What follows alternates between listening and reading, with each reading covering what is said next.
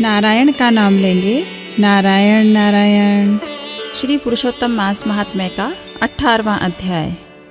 भगवान का सुदेव को अमोघ वर देना। नारद जी बोले, हे तपोनिधि, राजा दृढ़धनवा को वाल्मीकि जी ने उसके उपरांत क्या सुनाया, कृपया मुझे सुनाइए। श्री नारायण बोले, दृढ़धनवा अपने पूर्व जन्म की कथा सुनकर आश्चर्यचकित रह गए और वाल्मीकि जी से फिर पूछा। दृढ़धनवा बोले, आपके वचन अमृत के समान मीठे हैं, जिनको सुनकर मन ही नहीं भरता। आगे का चरित्र सुनाइए। वाल्मीकि जी बोले, हे राजन, सुनिए। वह ब्राह्मण जिस समय पुत्र शोक में विलाप कर रहा था, उस समय 10 दिशाओं से गर्जन करता मेघ छा गया और पर्वतों को कंपाती हुई भयानक हवा चलने लगी। मेघ गर्जना से दिशाएं भर गई। महीने भर निरंतर वर्षा की झड़ी लग गई। धरती पर पानी पानी हो गया, किंतु पुत्र शोक में तपा ब्राह्मण कुछ न जान सका। वह महीने भर अन्न जल त्याग हे पुत्र पुकारता रहा। विलाप करते महीना बीत गया। भगवान श्री कृष्ण का परम प्रिय महीना पुरुषोत्तम मास ही वह महीना था। ब्राह्मण को इसका ज्ञान न था, तब भी भगवान के स्मरण कीर्तन करते रहने से उस मास की ही सेवा हो गई और उसके फलस्वरूप श्री हरि अत्यंत प्रसन्न होकर प्रकट हो गए। तब भगवान पुरुषोत्तम के ब्राह्मण ने दर्शन किए और गोद में मृत पुत्र को शीघ्र ही धरती पर रख पति पत्नी खड़े हो गए और प्रसन्नता के साथ हरि भगवान को दंडवत प्रणाम किया। हाथ जोड़कर सम्मुख खड़ा हो विचारने लगा, श्री कृष्ण ही मेरे सहारे हैं। श्री हरि बोले, हे सुदेव, तुम धन्य हो, परम भाग्यशाली हो। तीनों लोकों में तुम्हारे भाग्य को कहने में कोई समर्थ नहीं है। हे तपोधन, अब जो होनहार है वह सुनो। हे ब्राह्मण, तुम्हारे पुत्र की 12,000 वर्ष की आयु हो जाएगी। इस पर एक प्राचीन इतिहास, जिसे श्री मार्कंडेय ऋषि कह चुके हैं, सुनाता हूँ। प्राचीन समय में एक बड़े मन वाले धनु नामक मुनि हुए। उन्होंने संसारी मनुष्यों को पुत्र संबंधी मानसिक दुख से दुखित देखा। इससे उनका मन अत्यंत दुखी हुआ। तब विचार करने लगे कि मुझे अमर पुत्र लाभ हो। इसलिए उन्होंने 1000 वर्ष तक कठोर तप किया। तब देवताओं ने आकर धनु से कहा, हे मुनीश्वर, हम तुम्हारी तप से प्रसन्न हैं। तुम्हारा कल्याण हो, जो इच्छा हो वर मांगो। श्री नारायण जी बोले, देवताओं के इस प्रकार के वचन को सुन वह अमृत के समान तृप्त हो बोले, मुझे अमर और बुद्धिमान पुत्र दीजिए। सब देवताओं ने कहा, अभी पृथ्वी पर तो नहीं हो सकता। तब फिर ब्राह्मण ने कहा, निमित्त वायु वाला पुत्र दे दीजिए। देवता बोले, निमित्त किसे कहते हैं? मुनि बोले, यह सामने जो बड़ा पर्वत है, यह जब तक रहे मेरा पुत्र भी तब तक जीवित रहे। तब देवता, ऐसा ही हो, ऐसा ही हो, यह वरदान देकर स्वर्ग चले गए। धनु शर्मा ने भी समय आने पर वैसा ही पुत्र प्राप्त किया। वह पुत्र चंद्रमा सदृश बढ़ने लगा।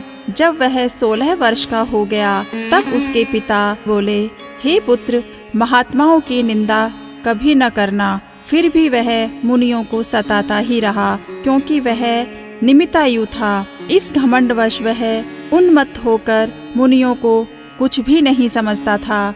एक बार क्रोधी मुनि महर्षि विधि पूर्वक शालिग्राम भगवान का पूजन कर रहे थे। उसी समय वह धनु पुत्र आ पहुंचा और उस मूर्ति को झटपट उठाकर चंचलता से गहरे कुएं में डाल दिया, जिससे मुनि ने शाप दिया, किंतु वह न मरा। तब मुनि सोच में पड़ गए, अरे, इस धनु के पुत्र को देवताओं ने निमित्तायु बना दिया है। इस प्रकार चिंता करते हुए मुनि लंबी श्वास छोड़ने लगे।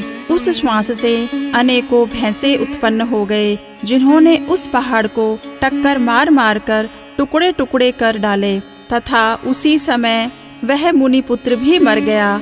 धनु शर्मा मरे हुए पुत्र को देखकर बार बार रोने लगा और उसके शरीर को लेकर दुखी ब्राह्मण अग्नि प्रज्वलित कर उसमें पुत्र सहित भस्म हो गया। भगवान बोले, हे तपोधन, यह पुत्र तुम्हें गरुड़ ने दिया है। ऐसा पुत्र पाने से तुम इस संसार में प्रशंसनीय होंगे। मैंने तुम्हारे इस पुत्र को पुरुषोत्तम मास के व्रत से प्रसन्न होकर बड़ी उम्र का बना दिया है।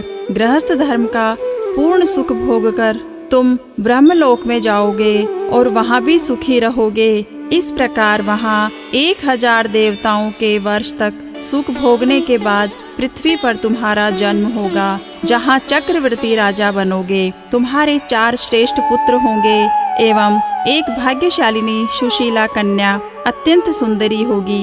हे बड़भागी, इस प्रकार देव दानव दुर्लभ अनेकों सुख भोगने से तुम अपने को कृतार्थ मान बैठोगे और अज्ञानवश तुम्हारा मन दुस्तर सांसारिक सुखों की ओर लग जाएगा। उस समय तुम संसार समुद्र के पार करने वाले विष्णु भगवान को भी भूल जाओगे। तब यही तुम्हारा पुत्र तोता बनकर वट वृक्ष पर बैठकर तुम्हें ज्ञान देगा। उस समय तुम तोते के श्लोक का भाव न समझकर उदास हो घर आकर चिंता के समुद्र में लीन हो जाओगे। उस समय हे ब्राह्मण, तुम्हें वाल्मीकि ऋषि आकर ज्ञान देंगे। तब संशय निवृत्त होने पर सांसारिक सुखों को त्याग कर श्री हरिपद को अपनी स्त्री के साथ पाओगे, जिसमें गया लौटता नहीं है। इस प्रकार भगवान के कहते ही वह ब्राह्मण पुत्र उठ बैठा।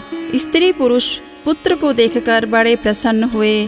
देवता भी उनके ऊपर पुष्प की वर्षा करने लगे। सुखदेव जी ने भी उठकर श्री हरि एवं माता पिता के चरणों में प्रणाम किया।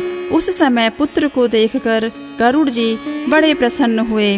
ब्राह्मण आश्चर्यचकित होकर श्री जगदीश्वर हरि को प्रणाम कर हाथ जोड़ अपने हृदय से संशय निवृत्ति के लिए मधुर वचन में बोला, हे प्रभो, मैं 4000 वर्ष तक कठोर तप करता रहा। तब आपने प्रकट होकर कहा था, हे पुत्र, तुम्हारे भाग्य में पुत्र नहीं है। अब उसके विपरीत स्वयं आकर मेरे पुत्र को जीवित कर दिया।